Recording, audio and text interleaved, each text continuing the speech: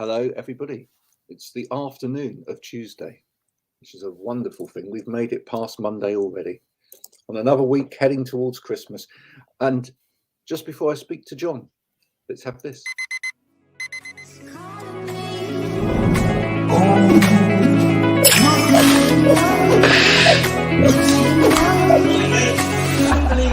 I need to get going, mate. I'll see you later.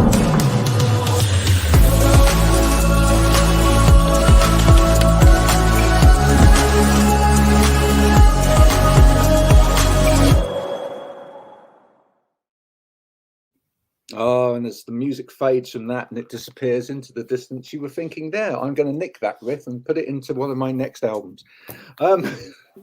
John, thanks for joining me. Explain to me first of all, why the capital O next to the M? Because I'm really, well, is it efficient or inefficient when it comes to typing? Typing too quick and leaving my finger on the shift button when hitting the capital M. So it was an accident to begin with, but then it became a happy accident. It did, yeah. There's a girl called Faye who's involved in a lot of the creative side of the imagery of John Mouse and stuff, and I think she just picked up on it because, like, in pretty much every email, it would look that way. So yeah, it just kind of stuck. And there's a few other John Mouses around, so sort of helps. Yeah, she said when you put yourself out on things like Twitter, John, that will be really good because people will be able to go, "That's you." Yeah, because you've got a big O. Yeah, exactly. there you go.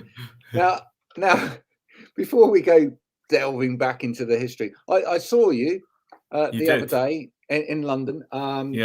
Playing with Piroshka, which was a marvelous thing. And in fact, the time before that I saw you was playing with Piroshka in Bristol. With the band, yeah. That's right. Yeah, that was pre-lockdown, wasn't it? So that was. I know it was almost like no time had happened in between, but so much had. Yeah. Oh, so you would have seen two different kinds of shows then, basically, from John Mouse. Yeah. Which it's probably not a question you want to answer or even can answer, but you know, which of those do you prefer?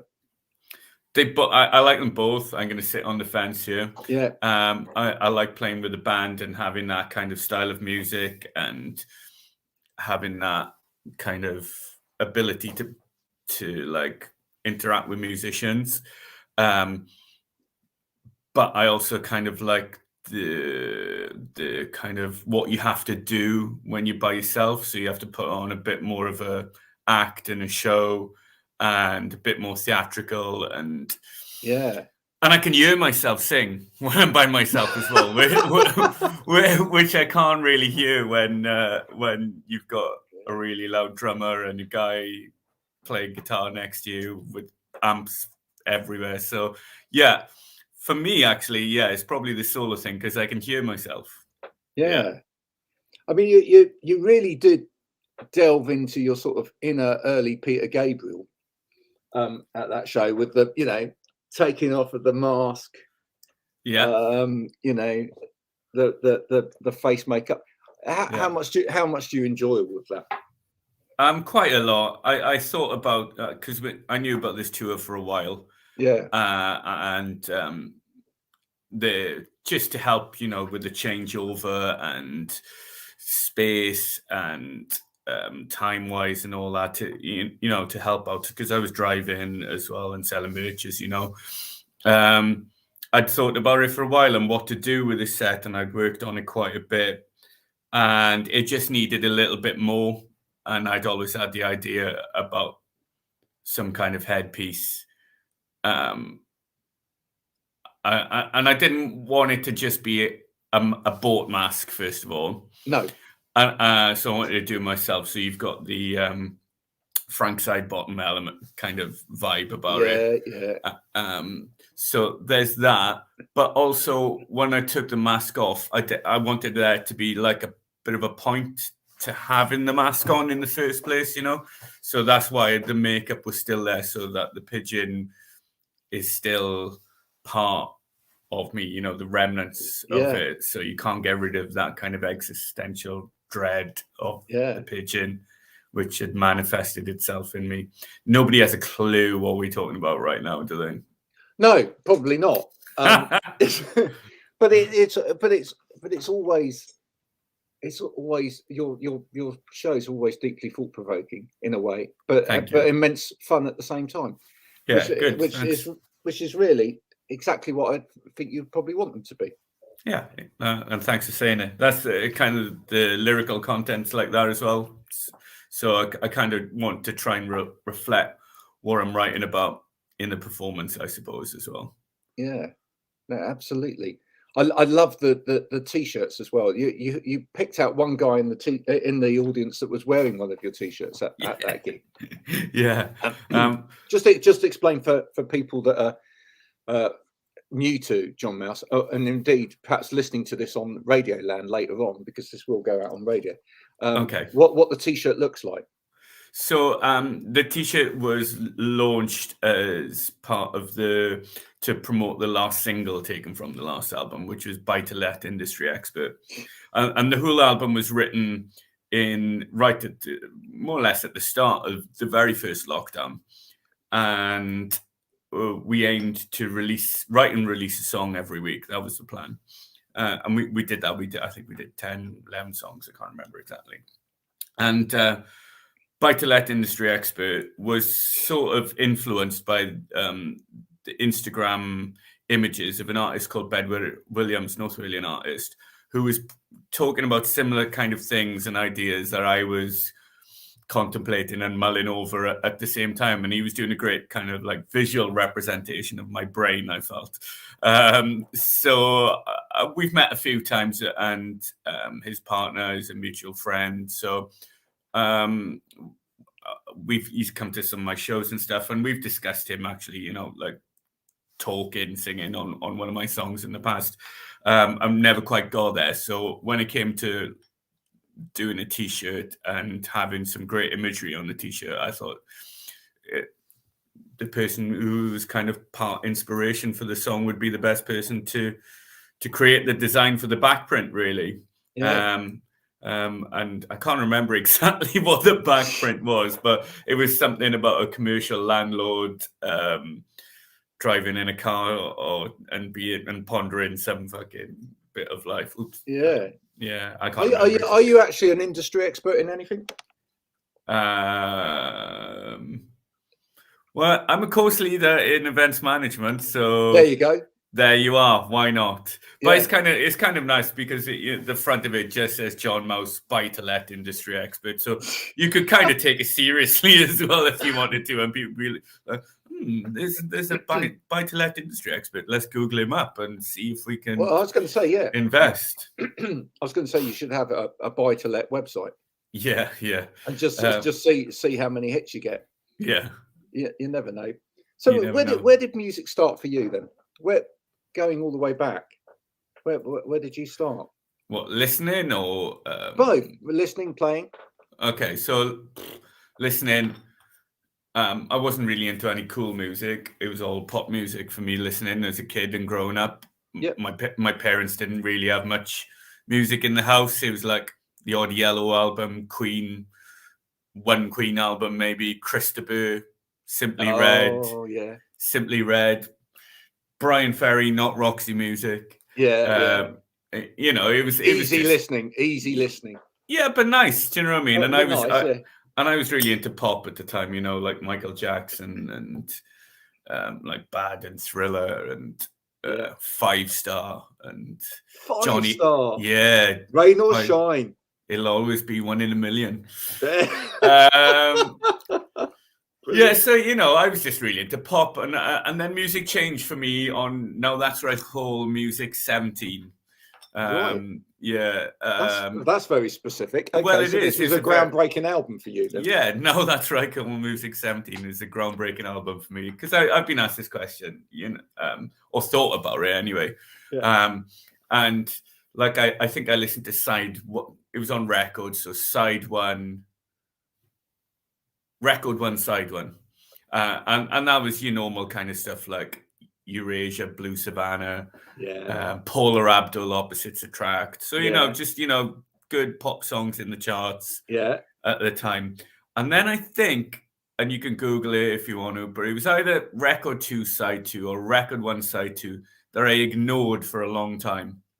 And then one day I just put it on the record, and I think it was Step On, Happy Mondays, Enjoy the Silence, Depeche Mode. Yeah. I think The Farm was on it. I think the Soup Dragons was on it. And I was just like, my God, this is pop music, but not pop music like all the other pop music I've listened to. Got a little bit of bite to it. Yeah, and that was it, basically. And I think, you know, I think I went out and bought a Farm album. I think I went out and just listened to loads of Depeche Mode and then realized who Brian Ferry was and started listening to Roxy music. And so, yeah, that was the change. That was the really, real big shift for me, I think, musically, all the way back to start. But I'll always keep like kind of pop music there. And I still think that exists in the musicality of what we release then as well, even though the lyrical content may not be as sugary as normal pop music. I think that's a very genuine answer, sir. I mean, I think it's important to be like that as well. I mean, you know, I've had about 80 guests on this show now. Yeah. And sometimes I'm like, really? Was that the first thing you listened to? And it's the same when you do sort of like, I'm a social media marketing manager. It's the same when you do polls and things online about the first album you bought, and some people are like, yeah, it's some kind of avant-garde, you know, weird fit. And you think, no, you didn't. You know, I mean, I'm going to be completely honest with you, John. The first album that I bought was Father Abraham in Smurfland. Brilliant. See, now that is the kind of first album that I'd want to buy myself. Yeah. The first record I bought. So I guessed it for Christmas. You know, Bad was bought for me or given to me by Father Christmas. But the first one, and I've talked about this with students, the first record I ever bought was 2 singles at the same time, because I had £3 on me or whatever, and I went to John Menzies. Menzies. Yeah, and I bought the Anfield Rap. Yes. And Jive Bunny Mega Mix. Why wouldn't you? And I bought the 2 together. So I haven't got a first record, but they're the first 2 records I bought. And the reasons why, that was what was in the shop. That was it. Do you know, and that was it. Do you know what I mean? It's like, and I recognized Liverpool, even though I wasn't a Liverpool fan. I knew the team. And I heard the Jive Bunny song on the radio. So that's how I bought my first record. It's not like through the way that music distribution has changed, you know, with choice. That was my choice. Okay, John Menzies, Tonypandy or Pontypridd, wherever it was. Yeah. What's on the shelf? How much can you afford? Do you know what? Some people might say that actually there's elements of both those records in what you do now, but just a lot better, but a lot better quality. So you've got the kind of talking rap kind of vocal. My John Barnes, yeah. Your John Barnes, and you've got the kind of dancey, you know. Yeah. You're probably right. You're still there. I don't think my brain has moved on. Just better quality now, just in a more professional vein. But, thanks, man. Yeah, no, that's brilliant. I mean, that's the thing. I mean, when I listen to someone like you, I feel that you are just having a lot of fun with your music. Yeah. I mean, what's the point otherwise, right? And I always want to make music that I'd like to listen to myself, and that's it. That's it, basically, with regards to my music and the production of it. I write with someone, and by myself sometimes. And when I write with Phil, we have the same musical tastes and same kind of ideas. So we're always on the same level in regards to what we want. Yeah. Well, not always, but, you know, as good as you can be. So that was your start of your listening that's the listening experience that kind of turned the page for you as you were. Now 17. I'm going to go and have to listen to Now. Go and have a look. Again. Yeah. Go and have a look. I think it's side one, record one, I think. Okay. But then in terms of actually getting into playing music or making music, when did that start? Not for a long time. No, I wasn't musical at all. I enjoyed singing a lot. I tried to be in choirs and stuff, and I had a beautiful voice when I was a very young boy, and I was always one of the first kids at the front, like singing. And then it broke, and I didn't know what to do with it. Didn't know how to handle it or anything.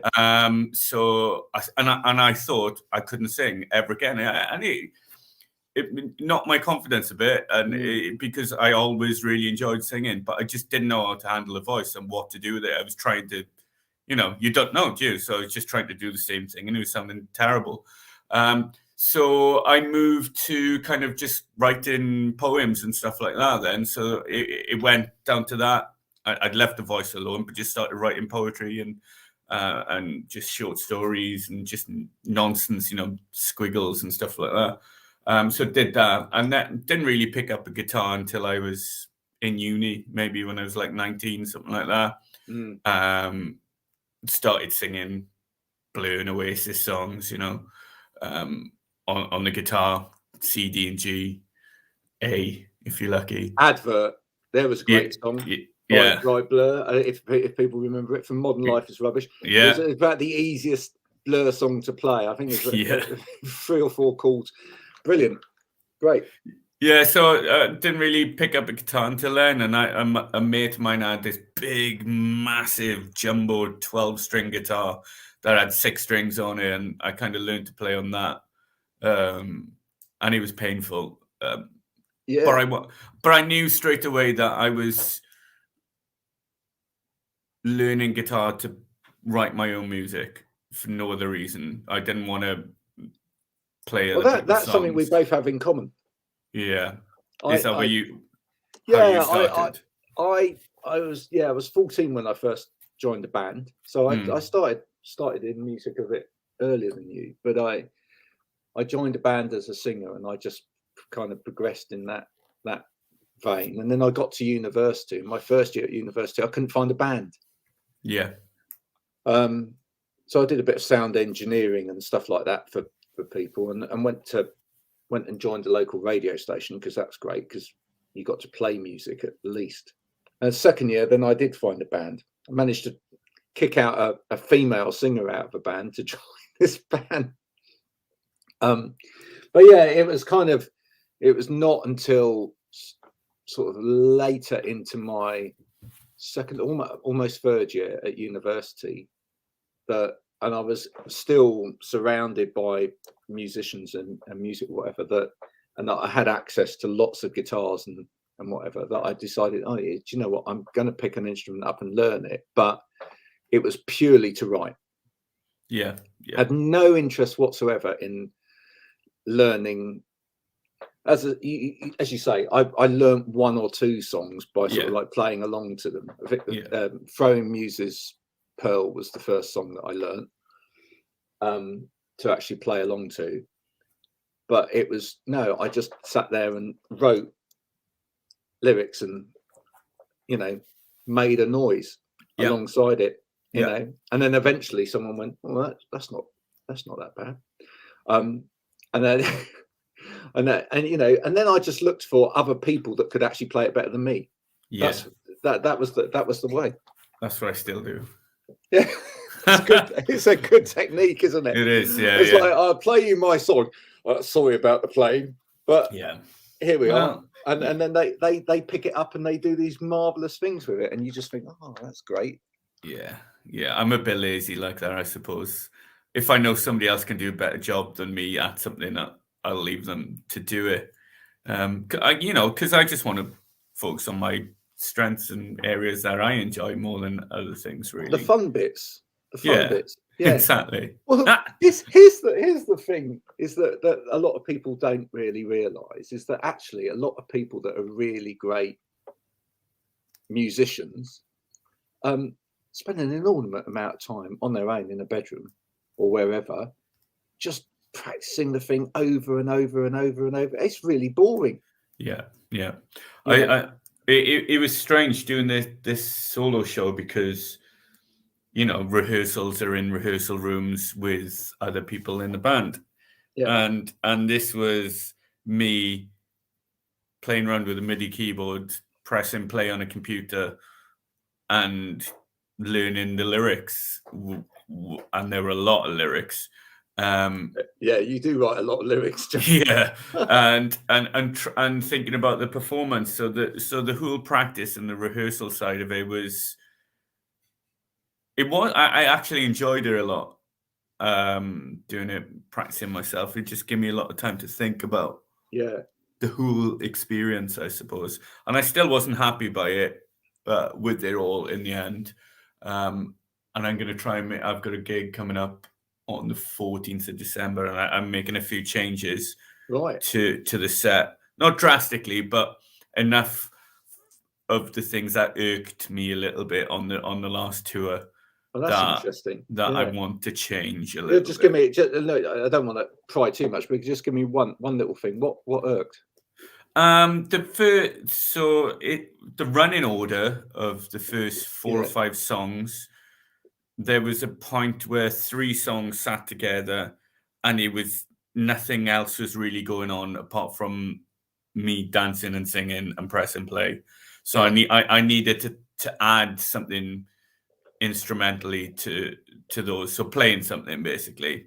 Yes. But the thing was, I only had 30 minutes and for the set, and the songs that I felt that I could add something to with another instrument couldn't quite fit in a 30-minute set. So this gig is going to be about just under 40 minutes, and I've introduced some songs with more playing on it, and one of them is a new song actually from the next release. So that's going to be good. Yes, I think it's just making it a bit more musical as opposed to press and play. Well, do you know, I mean, obviously I've got nothing else to compare it to, but I really enjoyed both those gigs with Piroshka. And I think it's a really interesting mix between the two elements, you and Piroshka. I mean, who approached who there? Did they approach you? So the first show in Bristol, I work in Bristol, and so you muscled your way in. Oh, yeah, I work down the road, so I had no idea who the band was, and the local promoter said to me, I'd asked him for shows in Bristol, and he said, "Oh, we got this show with Piroshka coming up," and I was like, "Oh, I'll check it out." I never say yes to shows straight away. I always want to listen to the music and see if I like it. So I pressed play and started listening to it and was enjoying it, and then seeing who was in the band and stuff. And I was like, yeah, I think it'll work. Our set will work well with theirs. And probably a very similar audience as well, even though it's musically different. So, yeah, it went really well. And we got on at the show, after the show, and we just stayed in touch, basically. Via socials, and then when they announced this tour, I just said, "Have you sorted support out?" And they were in the middle, and they were asking a couple of acts, and I think I just sold it to them that I'll be by myself. I won't take up much time, space. I'll help drive and sell merch. So I kind of use those as my trump cards to muscle my way in. But no, I know they enjoyed the music as well. So I don't think they'd take somebody on tour if they didn't like you. And you know, we're all staying in touch after it, which is really nice. And hopefully we'll do some more shows again with them in the future. I think for the audience, it gave them a really great evening as well.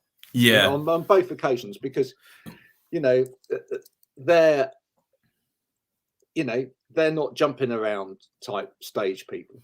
No, you know, for them it's all about the sound, and it's all about right. But yeah, exactly. I'm not saying you're not about the sound, but you're an entertainer, sir.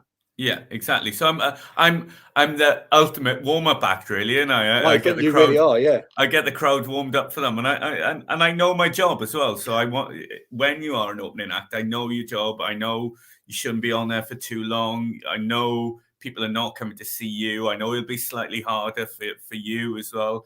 And my aim is to just try and get people in a good mood, ready for who they've come to see. And I think I know I do a good job of that. Yeah. But I think you win people over at the same time. Well, that's what I like to see. I like to see people's face change from to obviously on radio that's not going to work, but then to at the end. But like I said at the end of the tour, and we played Guildford, and I said thank you very much, and I said to the audience, and you lot were expecting a young shoegaze band. Unlucky, do you know what I mean? But it got a nice little laugh from everyone, including Paroshka, and but I just think that would be a bit boring. Do you know what I mean? Just having like a slightly shitter version in the same realm and same genre of music. I know, I totally agree. I've been to too many shows like that where it's effectively, kind of a copycat band of the main band. Yeah. As the support, and you just think, well, no one's come to see that. Yeah, and I can see why promoters do that, and I can see why venues and agents do that, because they want to keep the genre together and to keep it all nice and easy and understandable for everyone. And the acts maybe look up to those acts, so it's a nice opportunity for them. But actually, for a show, a warm-up act is a warm-up act, and a support act is a support act. I'm there to fluff the crowd, essentially. Yeah, but get the crowd thinking at the same time. And that's where I think you really fitted in with them, because they're a fairly cerebral band as well. Yeah. And you do get people thinking and think, but also thinking, what on earth is he doing? Which is great. I think it needs some reflection time, doesn't there, after it? Yeah, exactly. How much of it is just made up on the spot? None of that was made up. Absolutely none of it was made up on the spot. That was all rehearsed. And I got that from. I watched this band called X Girl years ago. I was driving them around, and every night was the same. Bang on the same every night, but it didn't feel rehearsed, and it didn't. Yeah. It felt normal, and learned from that. And I learned from that. And obviously, it's not exactly the same. There are slight differences and nuances, and you play to the crowd, and you change little bits. But the core structure of it all, and there's certain times where I'll do certain things that are really important. Read a bit about David Byrne, about he's written about that as well, and. So yeah, there's room to maneuver, but and I worked in a comedy club for years as well, and I would see the stand-ups coming in and delivering the same thing every week. It would change it would veer from the spine, yes, but the spine remained the same throughout, and that's kind of I get it. Having done a bit of comedy myself, there may be a little, someone might comment on something, and that might push you off, on a little tangent. Yeah, but your general snake, as you say, stays there all the way through. No, that's important. That is important. I think so, because without a plan, you're going to get lost, and you're going to at least even if it's not going well, I'm sticking to my plan, and I'm doing what I can do and what I'm in control of. And you do adapt it as well. That's what you're saying, and that's what you're going to do going out this next time. I mean, I remember trying something at the beginning of a gig where we played a whole load of gigs around Newcastle area one time, and I used to start the show in the toilet, and was that part of the show, or just because you were nervous? No, that was actually part. Well, it's a good place to be, just in case you are nervous. But that we actually got it so that there was musically there was this little bit that the band would play, and then in time, and you had to kind of test it beforehand with the system. In time, I would flush the toilet and pull that in. Yeah, absolutely. Lovely. So there would be this overpouring of, followed by by a load of vocal, and then suddenly run in. Yeah, lovely. Yeah, I can't get that picture out of my head now. It's just kind of a, it was just kind of an element, and it was just like, oh, where's that noise coming from? And and here he comes. But I used to love, a bit like you. I used to love interacting with the audience, and I've always enjoyed being out there as well. Standing in with the audience as well was quite an interesting thing, isn't it? Yeah, I think breaking that barrier of the you and them and the stage is an important element of what I do anyway. It doesn't work for everyone, but I think that trying to make a connection in whatever way you can, and if that's just being a little bit closer to people and like actually testing their boundaries a little bit as well, kind of like to push the audience a little bit. And I maybe have gone too far in the past. Well, that's okay. When I didn't really know what I was doing, but now I'm much more respectful of the audience now and their space, I suppose. Even though I will wander around and have a dance with them. Before we tell everyone where they get your music, which is always an important part of this, and do buy the T-shirt, folks, because it's amazing. I am actually wearing the Proshka T-shirt today. Are you? But sorry, guys. Yeah, there you go. Loves Trips and Gallus one. Did you buy that off me? I wish I bought off John. So there we go. Well done, there John. We are. Thank you. But it's too cold today to just wear a T-shirt. Did you pay by cash or card? I paid cash, sir. Did you? Yes. So that was the first time we took a card machine on tour, and it was a wonderful tool to have. A wonderful experience to have a card machine. But before we talk about where people pay you money, which is always a good thing, one question that I quite often ask people towards the end of this is, if you could collaborate with anybody musically, dead or alive, who would that be? Or it could be dead. It could be dead or alive. Or dead or, I'd like to sing with Johnny Cash. Wow. I'd like that. Yeah. I'd like, but somebody would have to play. So, but that's okay. So I'd like to do a duet with Johnny Cash. That would be good. I would like to do a song with Underworld. I think that would be cool. Called Cider. But yeah, I mean, like, people that I like maybe have similar skill sets to me, so I don't know whether it would work as well, So people like, I like performers and lyricists and stuff like that, so whether we would work, we'd probably be fighting to do a very similar kind of thing. I mean, you mentioned David Byrne earlier. Would you like to try something with David Byrne? Well, I wouldn't say no. No, I don't think many of us would. I just pulled a muscle in my stomach. Oh no! Oh dear. Anyway, industrial injury. Yeah. I mean, I think David Byrne, from a point of view of perhaps just coming up with something different. I don't know. Do you remember an album by David Byrne called Rio Mono?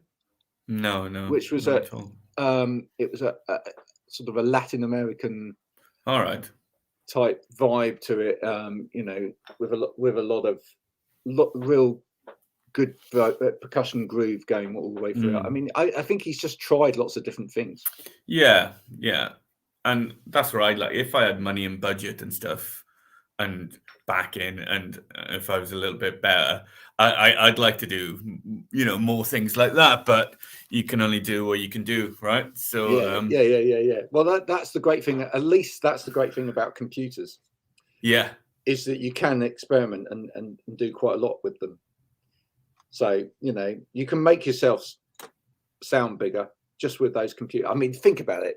Years ago, you would have been up there with your Bontempi organ. I still am sometimes. Sometimes. Yeah, you need to get one of those. Do you remember the sort of little handheld bomb you blow in? The melodicas. The melodicas, that's what they call. Yeah. Well, it's an omnichord on the White Witch song. That's an omnichord. Yeah. I like all different instruments as well. So yeah. But yeah. Thanks so much for joining me today and talking to me about your music, John. You're welcome, Graham. It's Thanks for having me. Pleasure having you here. Where do people get it? Is Bandcamp the best place, or it always is the best? Bandcamp's the best place. John Mouse Music. I think everything is up on there, so you can. I think there's an offer on the full digital discography back catalog. I think it's like about 50% off, so you can just buy everything for about 20 quid. Do you know what I mean? Why wouldn't you? And I think it's about 8 albums on there. So and you can gift it to people as well, folks. So if you oh, that's nice. It is, isn't it? Give the gift of John Mouse for Christmas. And that's brilliant. I mean, John would love that. I would to see on Christmas Day people opening up a nice little email going, "You've been given John on Christmas." And make sure it's the right one, not the reggae artist, and not the American one who stormed the castle. With Ariel Pink. No, the one with the big O. All right, just remember that. You'll know because it's quite. Once you've heard John, you won't mistake him from anybody else. All right, it's that's fair to say. Is that you're quite unique. Thanks, Graham. Which is a wonderful thing. John, thanks for joining me today. Thanks for doing this. You're welcome. And I hope to see you sometime in the new year somewhere. That'd be brilliant. Probably Bristol, because I'm just south of Bristol, so that's that may be the case. There you are, December the 14th in December Bristol. the 14th. Oh right, whereabouts? In the Exchange. In the Exchange, right, folks. If you're in and around the Exchange in Bristol, December the 14th, it's either go and see John or have a mediocre meal somewhere. So just don't do that. Just go and see John instead. Exactly. There you go. Thanks, Ray. Cheers. Thanks for coming on. Bye for now. Ta-ra.